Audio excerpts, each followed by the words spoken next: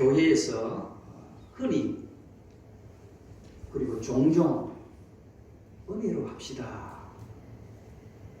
은혜로 합시다. 이런 말을 참 많이 합니다. 너무너무 좋은 말이기도 합니다. 교회에서 은혜 빼면 무엇이 있겠습니까? 그런데 흔히 이 은혜라는 말을 잘못 사용할 때가 있습니다. 문제가 발생되어졌을 때에 긁어서 부스럼 만들지 말자. 그러니까 은혜로 하자. 이런 말을 우리가 사용할 때가 있는데 그거는 정말 은혜가 어떤 것인지 몰라서 하는 말입니다. 왜냐하면 은혜는 긁어서 부스럼 나는 것을 막기 위해서 은혜로 합시다. 이런 단어를 사용하면 안 되는 것이지요. 은혜라고 하는 단어는 전 세계에서 가장 값비싼 단어가 은혜라고 생각합니다. 왜냐? 그 은혜는 성경적으로 볼 때에 하나님께서 자기 아들을 죽이면서까지 나를 구원해 주신 것을 거기에 사용되어질 단어가 바로 은혜입니다. 문제를 듣기 위해서 은혜로 합시다. 여러분, 은혜는 그런 곳에 적용되어지면 안 됩니다. 죄로 말미암아 지옥에 떨어질 수밖에 없고 허물로 인하여 지옥의 불구덩이에 던져질 수밖에 없는 나를 신이 예수님께서 이 땅에 오셔서 십자가에 죽으시고 그 죽으시고 나를 구원해 주신 그 사건의 단어가 바로 은혜입니다.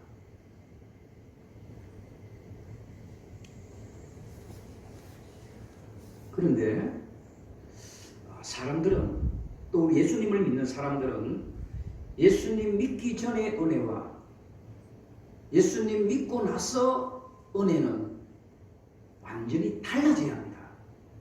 그런데 이렇게 같이 서면 좀 우리는 잘못된 은혜를 사용하고 있는 겁니다.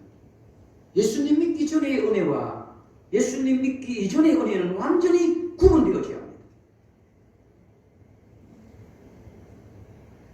예수님 믿고 예수님으로 통하여 구원받은 우리의 은혜는 앞에 제가 말씀을 드렸던 것처럼 나를 통하여 예수 그리스도가 죽으심으로 말미암아 내가 구원받았다는 그 엄청난 놀라운 그 역사의 단어가 바로 은혜로 사용되어져야 합니다. 그러니까 저와 여러분들도 마찬가지입니다. 어떤 사건을 듣기 위해서 은혜로 합시다. 그럴 때 사용하지 마시고 나를 위하여 죽으시고 나를 위하여 피 흘리시고 나를 위하여 심판에 주러 오실 그 은혜를,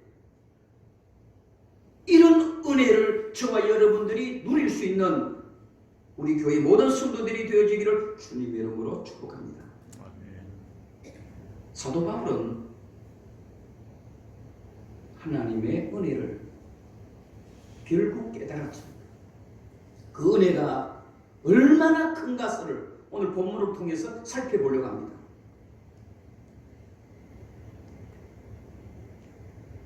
사도 바울은 죽을 죄를 위하여 살아가는 우리를 긍휼히 여기시고 나 같은 죄인이 예수님 믿고 하나님의 자녀가 되어졌고 하늘나라의 친백성이 되어졌고 더 나아가서 예수님을 위하여 죽을 수 있는 것조차도 은혜가 너무너무 귀해서 감당할 수 없다라고 고백하는 내용이 오늘 본문에 쭉 나와 있기도 합니다. 선한목자교회 성도 여러분, 이 시간부터 핸드폰이 자꾸 소리가 나는데 어디서 나나요?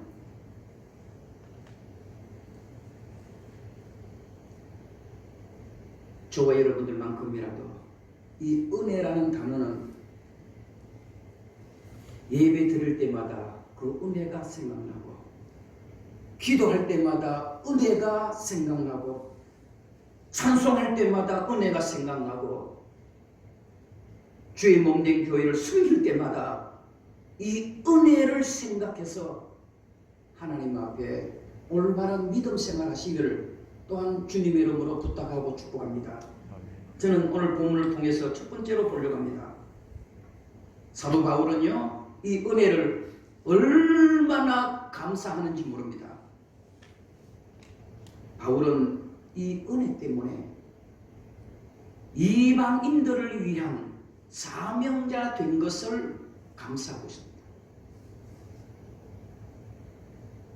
이방인들을 위하여, 오늘 본문은 로마인들이겠죠. 이 사도 바울은 이 은혜를 여기에 적용하는 겁니다. 내가 로마에서 이방인들을 위해서 은혜로 말미암아 주의 일을 감당할 수 있음에 그것을 감사하고 있는 겁니다. 16절에 보시면 잘 나와 있습니다. 16절 우리 한번 보겠습니다. 이 은혜는 온 나로 이방인을 위하여 그리스도 예수의 일꾼이 되어 하나님의 복음의 제사장 직분을 하게 하사. 지금 사도 바울이 이방인을 전도하고 로마를 전도하는 것은 다른 게 아닙니다. 나의 열심도 아니었습니다. 나의 열정도 아니었습니다. 바로 은혜 때문이라고 고백하는 겁니다. 은혜 때문에 주의 사명을 감당하고, 은혜 때문에 예배를 드리고, 은혜 때문에 찬송을 하고, 은혜 때문에 이방인들을 위하여 내가 생명을 바칠 수 있는 것이, 그것이 바로 은혜라는 것. 여러분 잘 알지 않습니까? 이 바울이 되기 전에 이름은 사울이었습니다. 얼마나 열정적이었는지 모릅니다. 얼마나 열심이었는지 모릅니다. 열정과 열심, 충성은 예수님 믿기 전에 사울의 모습에는 1등이었습니다. 잘 알지 않습니까? 그런데 이 사도 바울은 그것을 은혜라고 말하지 않습니다. 그건 은혜가 아닙니다. 은혜라고 하는 것은 예수님을 만나고 예수님을 통해 내가 구원받아서 예수님 때문에 하나님의 백성이 되었다는 그 은혜를 알고부터 출발되어지는 모든 사건들이 다 그것이 은혜입니다. 그래서 사도 바울은 이방인들을 전도하고 로마에서 전도하면서 얼마나 핍박을 받았는지 여러분 잘 아실 것입니다. 죽을 뻔한 사건도 여러분 5번 정도가 있을 만큼, 그리고 열성당은 유대인들로 통하여 돌에 수없이 맞았습니다. 그럼에도 불구하고 그것을 은혜라고 생각하는 겁니다. 그래서 교회 일을 하실 때에 목회를 하는 목회자들 역시 마찬가지, 저와 여러분들은 열심으로 교회 일을 하기보다 은혜로 주의 일을 하셔야 합니다. 열심과 열정은 태어날 때부터 가지는 어떻게 보면 인품이기도 합니다. 그것조차도 우리는 내려놓아야 합니다. 하나님의 일은, 하나님의 사명은, 하나님의 제사장 직분은 바로 오늘 본문의 16절에 사도 바울이 고백하는 것처럼 이 은혜는 이라는 말입니다. 그 은혜는 바로 저는 다메섹 도상에서 이 사울이 예수님을 만나잖아요. 다메섹 도상에서 만나기 전에 이 사울은 정말 태생적으로 열정을 가진 사람입니다. 누구보다도 열심히 있는 사람이었습니다. 그거는 은혜가 아닙니다.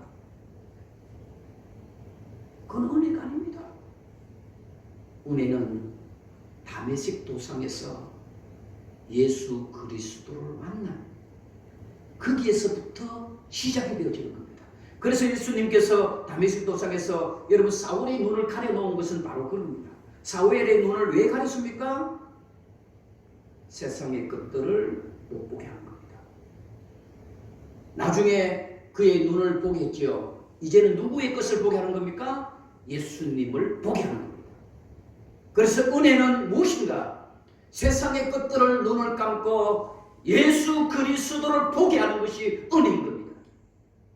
그래서 바울은 그동안의 모든 열심과 열정과 자기 모든 생명까지도 다 배설물로 여기고 이제부터는 돌에 맞아 죽을지언정 이방인들에 의해서 조롱을 받고 손가락질을 받을지언정 은혜가 더 크기에 오히려 그것을 감사하노라. 그러면서 뒤에 부분에 이야기하고 있지 않습니까? 여러분 오늘 본문에 쭉 한번 읽어보세요.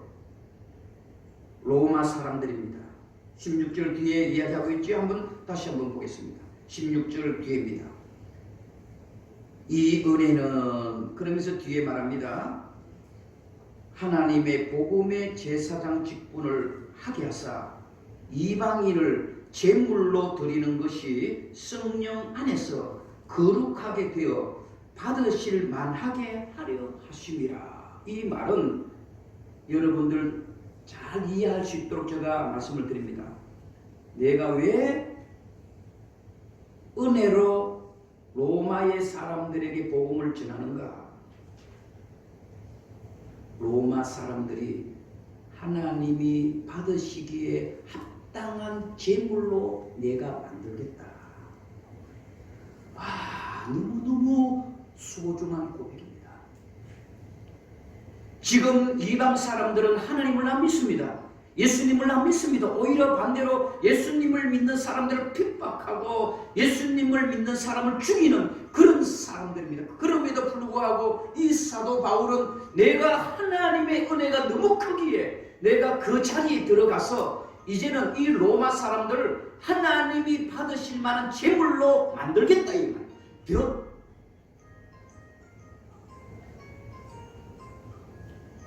좋아요. 이것이 바로 은혜 받은 자의 삶입니다.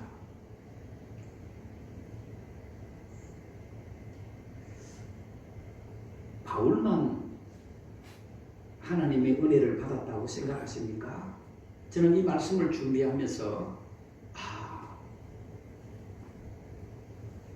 바울보다 우리가 더 큰 은혜를 받았구나.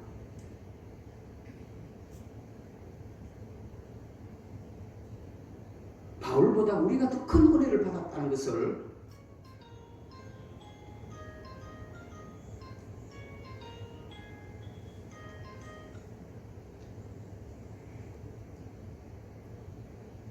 그럼에도 불구하고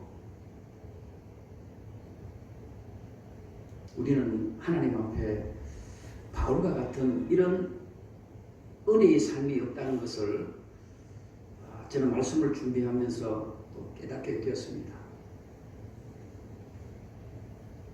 우리는 흔히 은혜를 이렇게 사용하잖아요. 돈을 많이 벌어야 은혜다 이런 생각을 하게 돼요. 또 좋은 직장, 좋은 대학 들어가야만이 우리는 하나님의 은혜라고 생각합니다. 분명히 틀린 것은 아닙니다. 그것도 하나님의 은혜입니다. 기억하십시오. 우리가 돈을 많이 벌어야 하나님의 은혜다. 좋은 직장을 가고 좋은 대학에 가고 좋은 데가 승진이 있을 때 그 하나님의 은혜, 그거는 이방 종교인들도 하는 겁니다. 이단들도 그렇게 유혹하는 겁니다. 우리 교회에 오면 돈 벌게 할 것이고 사업도 잘 될 것이고 우리 교회에 오면 승진도 될 것이고 그거 다 이방 종교들이 하는 짓거리들입니다. 그것 때문에 우리가 하나님을 숨기고 그것 때문에 우리가 이 자리에 예배한다면 우리는 정말 잘못된 믿음을 가지고 있는 겁니다. 우리는 하나님의 은혜로 모든 것들이 출발되어져야 합니다. 하나님의 하나님의 은혜가 있을 때에 하나님은 좋은 것을 주시고, 하나님의 은혜로 예배할 때에 하나님은 우리들에게 좋은 것들로 선물해 주시고, 하나님의 은혜로 기도할 때에 응답의 역사가 일어나는 것입니다. 은혜입니다. 그래서 여러분 잘 알지 않습니까? 이 사도 바울이 하나님의 은혜로 이방인들을 하나님의 아름다운 제물 되기 위해서 역사할 때에 로마가 기독교 국가가 되어버리는 사건. 아무리 열심히 있고 아무리 부지런해도 여러분, 하나님의 은혜가 없는 것은 역사가 일어나지 않습니다. 은혜로 해야 합니다. 그래서 바울이 로마를 변화시켜 갈 때에 오늘 16절 이 말씀은 굉장히 중요한 의미를 갖고 있습니다. 이 은혜로 말미암아 이 이방인들, 이 로마 사람들을 하나님이 받으시기에 합당한 제물로 내가 만들겠다. 바로 은혜로 하나님의 사명을 감당하는 겁니다. 우리 교회도 그래야 합니다. 앞에 제가 말씀을 드렸던 것처럼 긁어서 부스럼 만들지 말자. 그래서 은혜를 사용하는 게 아니라 이 말입니다.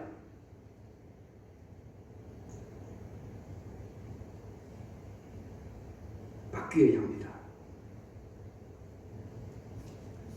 교회를 섬길 때도 은혜로 섬기십시오. 오늘 이 시간 예배할 때도 은혜로 예배하십시오. 여러분들의 열심과 여러분들의 부지런함 필요 없는 것은 아닙니다.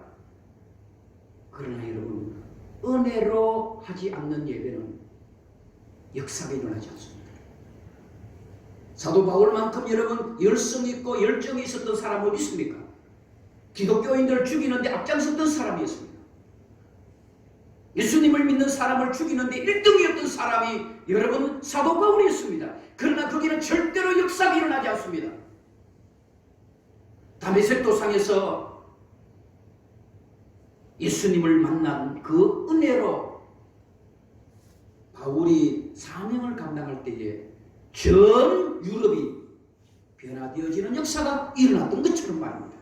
사랑하는 미선한 목자교회 성도 여러분, 우리 교회도 그래야 합니다. 여기에서 은혜라는 단어가 사용되어져야 합니다. 우리 교회는 은혜로 해야 합니다. 은혜로 예배하고 은혜로 기도하고 은혜로 주의 사명을 감당할 때에 여러분 하나님은 놀라운 역사를 허락해 주실 것입니다.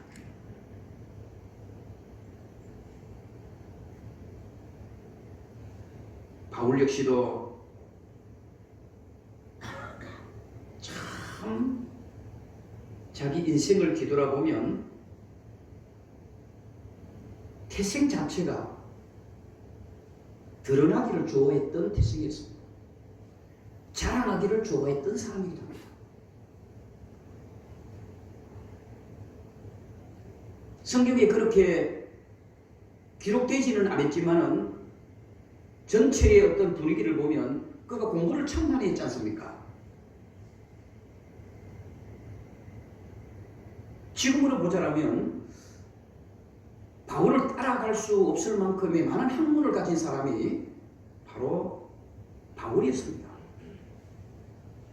가문 역시 여러분 얼마나 좋은 가문이 있는지 좀 이따 제가 말씀을 드리겠습니다만 아마 그런 것들을 봐서 사도 바울은 자랑하기를 좋아하고 드러내기를 좋아하고 인정받기를 좋아하고요. 남들 앞에 드러나기를 굉장히 좋아했던 인물이기도 합니다. 그건 태생이었습니다.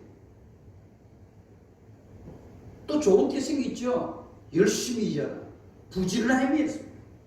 저는 개인적으로 오늘 오후 예배 때, 헌신 예배 때 이야기할 것입니다. 부지런한 것, 열심히 하는 것도 참 중요합니다. 그런데 그것이 자기의 자랑이 된다면 그건 어떤 것도 하나님 앞에 역사하지 않습니다. 저는 오늘 본문을 보면서 두 번째로 오늘 여러분들과 함께 은혜 받으려고 하는 것이 바로 이겁니다. 바로 받은 은혜로 하면 불평보다는 하나님의 기쁨이 된다는 사실입니다. 은혜로 하지 않을 때에는 불평이 되지만은 하나님의 은혜로 하면 기쁨이 된다는 사실입니다. 사도 바울 여러분 누구보다도 잘 알지 않습니까? 사도 바울은 은혜 받기 전에는 모든 것들이 자기의 자랑이었습니다. 그런데 은혜 받고부터는 자랑이 아니라 기쁨이었습니다.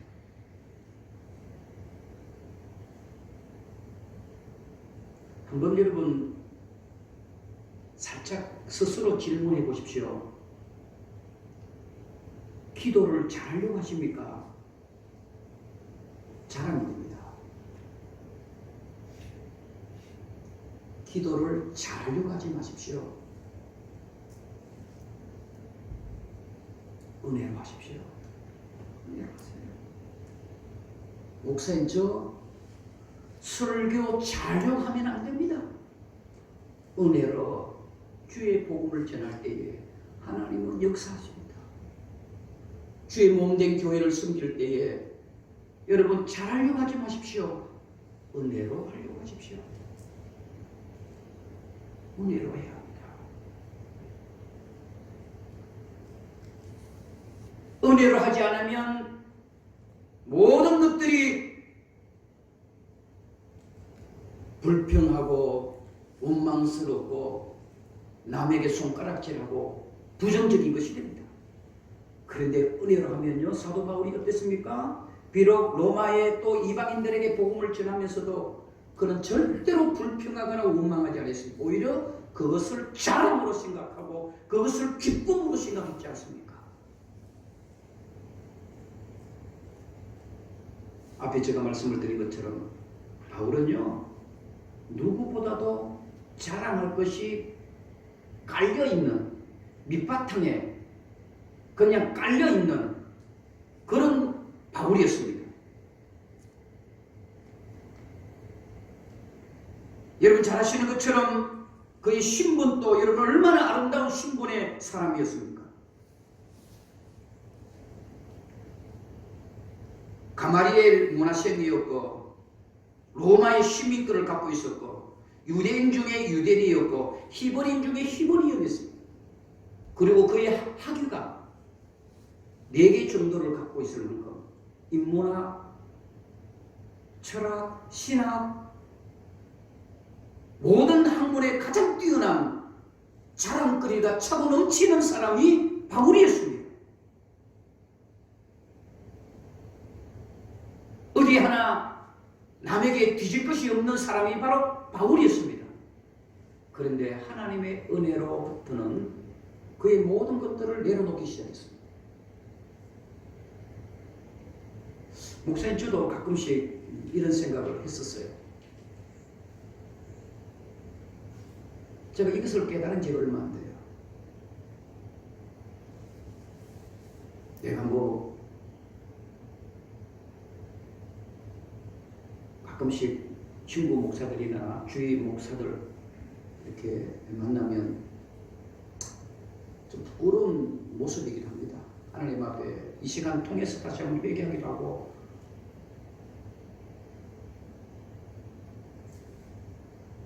똑똑한 선배들, 후배들이 이렇게 자기 자랑을 할 때에 제 스스로 아이고 참 뭐 쓸데없는 걸 갖고 자랑하는 나도 박사다, 뭐 나도 철학 박사고 나도 신학 박사다, 그럼 나도 대학교의 교수 생활을 수십 년 했다, 이런 것들이 저 속에 굉장히 깔려 있었어요. 저 이 이야기를 하려고 하는 것보다는 내가 왜 이렇게 공부를 했고 내가 왜 이렇게 대학의 교수 생활을 오래 했을까? 참 부끄럽습니다. 하나님의 영광을 드러내게 하기 위해서보다는 드러내려고 했던 것이 많습니다. 나를 자랑하기 위해서. 좀 더 깊이 들어가면 주눅 들지 않기 위해서, 좀 더 깊이 들어가면 나는 드러나고 남을 무시하기 위해서 내가 이렇게 공부를 하고 오래 교편 생활을 하지 않았나 이런 생각을 제가 가지게 되어졌지요. 그때부터 제가 가훈을 안 입기 시작했습니다. 좀 죄송한 말씀 같지만 가훈을 안 입기 시작했어요.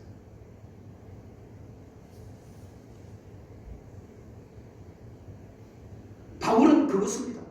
여러분 누구보다도 입어도 정당하고 말을 해도 정당하고요. 정당한 모든 것들을 다 가지고 있었습니다. 사도 바울은. 당연한 것이었습니다. 유대인 중에 유대인이요. 히브리인 중에 히브리인이요. 그의 스승은 가마리엘 문화, 세상으로 말하면 가장 그 시대에 뛰어난 스승의 제자였습니다.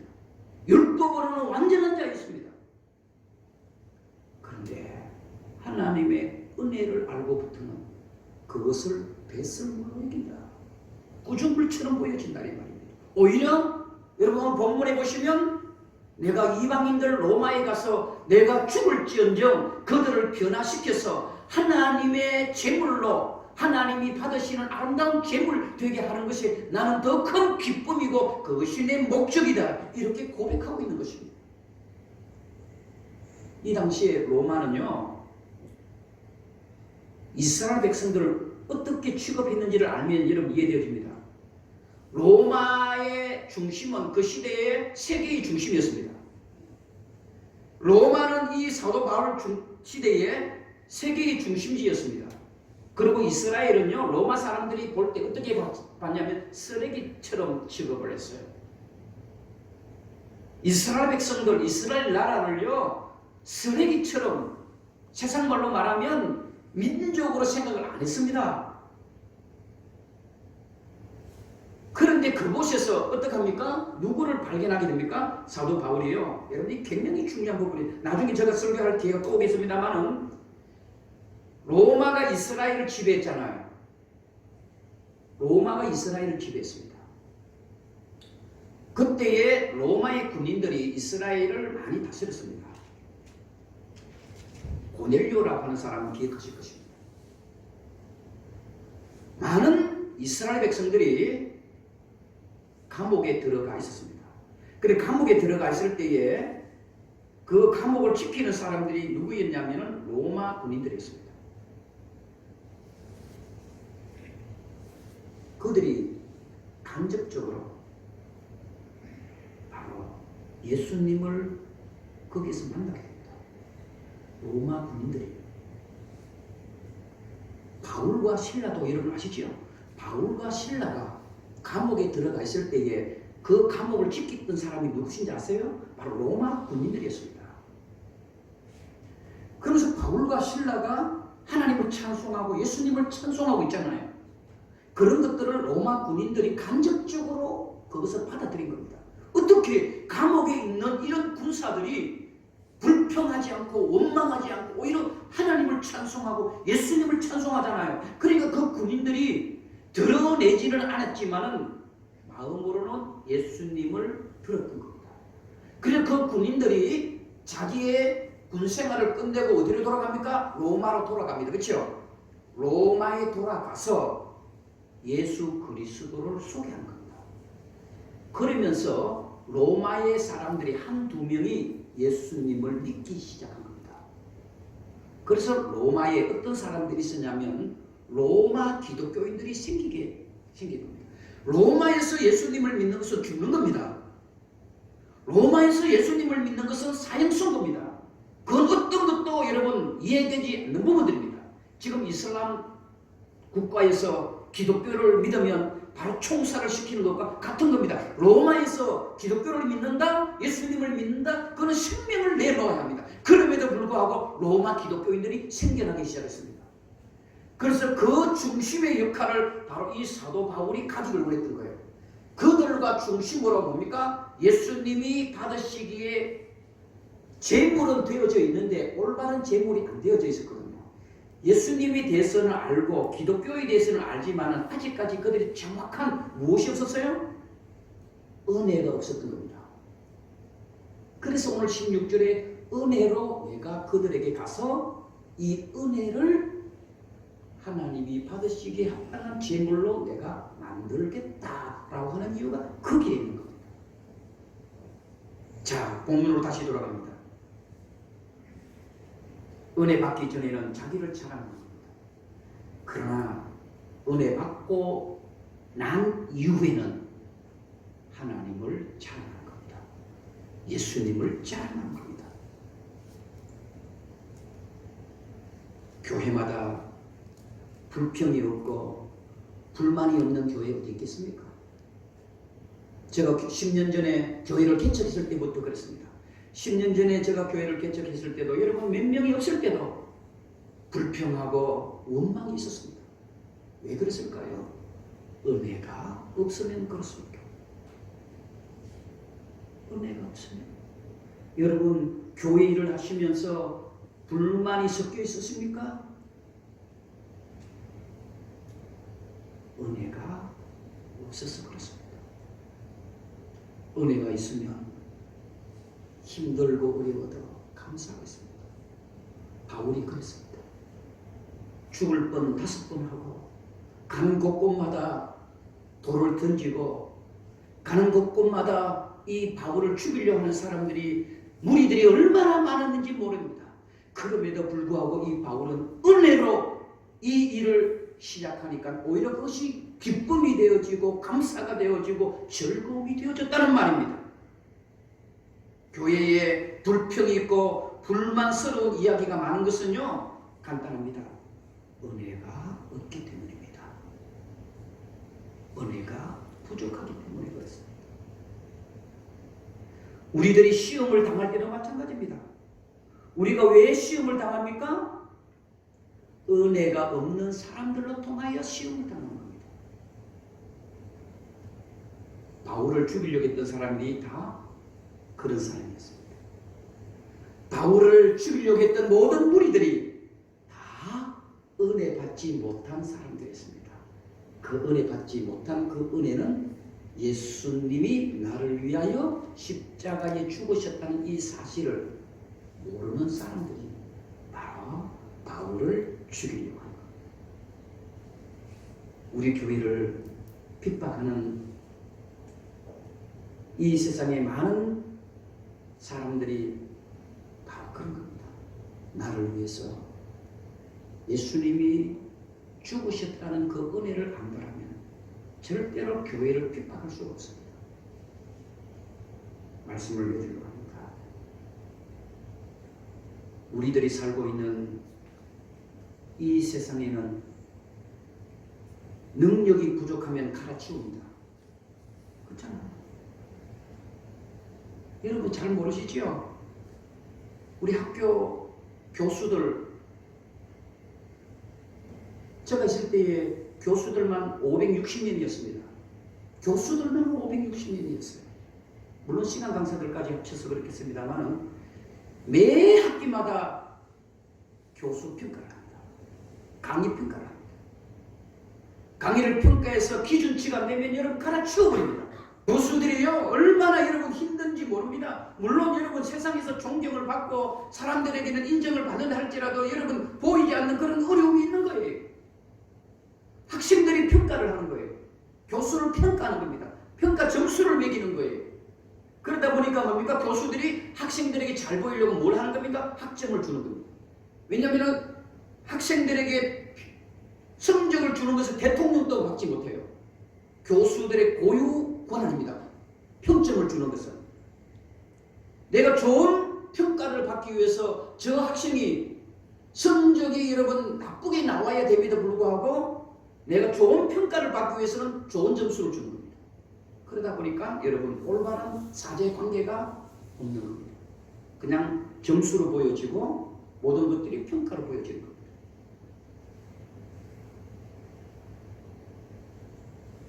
세상은 그런 겁니다. 능력이 없고 부족하면 바로 갈아치우는 거예요. 고다 맡기예요. 교수 임용이 안 됩니다. 일을 맡길 때도 여러분 그 사람이 능력이 있느냐 없느냐 이것이 기준입니다. 그러나 하나님의 기준은 다릅니다. 하나님의 기준은 은혜로 기준이 되어야 합니다. 저는 우리 교회가 그렇게 되기를 주의 이름으로 축복합니다. 여러분, 교회 안에 능력 있는 사람 필요합니다. 많이 배운 사람 필요합니다. 그러나 그것들보다 하나님의 은혜가 있어요.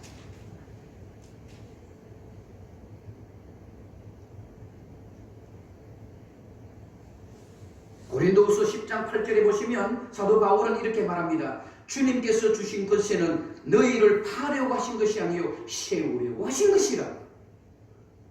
은혜로 하지 않고 능력으로 하면요 파는 것이 돼요. 저는 분명히 목회를 해오면서 그런 것들을 많이 경험했습니다. 똑똑하고 많이 가지고 여러분 그런 사람이 교회를 할 때는요 세우는 것이 아니라 오히려 파해지더라고요. 깨어지더라고요. 오늘 오후 헌신 예배 때 제가 여러분 정말 심각한 이야기를 말씀으로 통해서 가르치려고 합니다.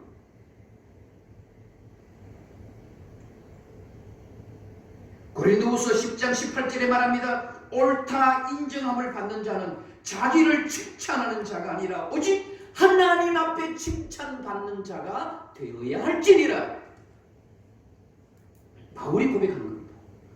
은혜를 받은 이 바울이 그동안은 자기 자랑을 위해서 했는데 바울이 고린도후서 10장 18절에 옳다함을 인정받는 자는 자기를 칭찬하는 자가 아니라 하나님을 칭찬하고 하나님 앞에 칭찬받는 자가 되어야 할지니라. 나를 높이기 위해서 하나님의 일을 교회 일을 하지 마시고 하나님이 인정해 주시고 하나님이 기뻐하시는 은혜로 모든 것들을 은혜로 바로 이럴 때에 은혜라는 단어를 사용하는 겁니다. 은혜로 주의 은혜로 주님의 은혜로